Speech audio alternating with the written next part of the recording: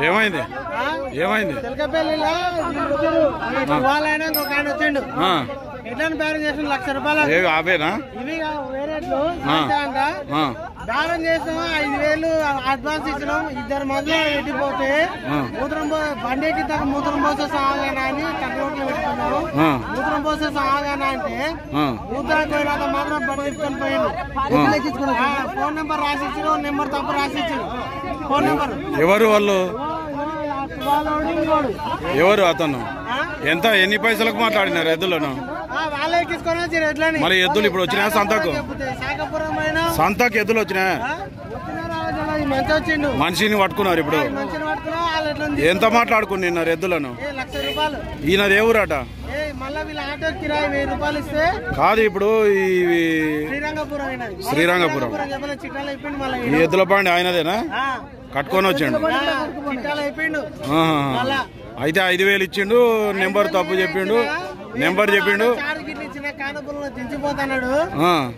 ఇప్పుడు ఆయన కోడలు నీవు పట్టుకొని పోతున్నావు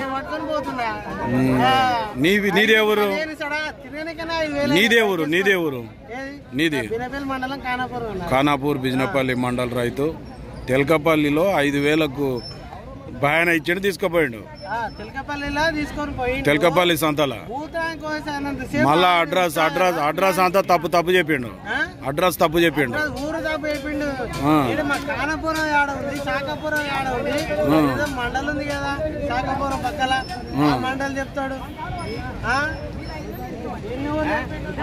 ఫ్రెండ్స్ ఇట్లా మోసాలు అనేది ఇట్లా జరుగుతుంటాయి రైతులు కూడా చాలా జాగ్రత్తగా ఉండండి ఎవరైనా సరే శ్రీరంగపురం ఆయన మళ్ళీ వ్యాపారస్తులు లాక్కున్నాడు ఈ ఎద్దుల బండి కట్టుకొని కోడలు తెచ్చిండు ఎద్దులు అయితే మళ్ళీ లచ్చకు మాట్లాడుకొని మొత్తం మీద అయితే ఎక్కడనో అమ్ముకున్నాడు మళ్ళీ రైతులు అయితే తిరిగి యాస్టకు వచ్చి ఈరోజు అయితే పట్టుకున్నారు ఇడ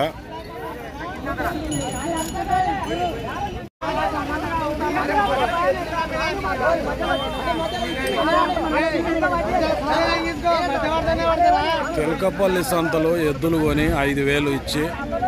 ఊరు పేరు సెల్ నెంబర్ తప్పు చెప్పి మొత్తం మీద అయితే మిస్గైడ్ చేసి ఎత్తుకపోయిండ్రు మొత్తం మీద అయితే పెబ్బేరు సంతలో అయితే వాళ్ళు దొరికిండ్రు వాళ్ళు రెగ్యులర్గా వ్యాపారం చేసుకోలే మరి కొద్దిగా జాగ్రత్తగా ఉండండి రైతులు ఎవరైనా సరే ఇటువంటి డీలింగ్స్ చేసేటప్పుడు ఒక 5,000 ఇచ్చి మొత్తం మీద అయితే ఎద్దులను కొట్టుకొచ్చుకున్నాడు అది కూడా చెప్పకుండానే ఎద్దులను మొత్తం మీద ఆటో ఎక్కించుకున్నాడు ఆ ఊరు పేరు కోసం వాళ్ళు కనీసం ఒక 5 రోజులు వేరే విలేజ్లు అన్నీ తిరిగినారు సెల్ నెంబర్ కూడా రైతుకు అనేది తప్పు చెప్పిండు ఈ విధంగా జరుగుతుంటాయి ఫ్రెండ్స్ మరి అందరూ వ్యాపారస్తులు అదే విధంగా ఉంటారు కానీ ఎవరో ఒకరు ఉండడం వల్ల మరి ఇట్లాంటి నష్టం అనేది జరుగుతుంది మీరైతే జాగ్రత్త ఉండండి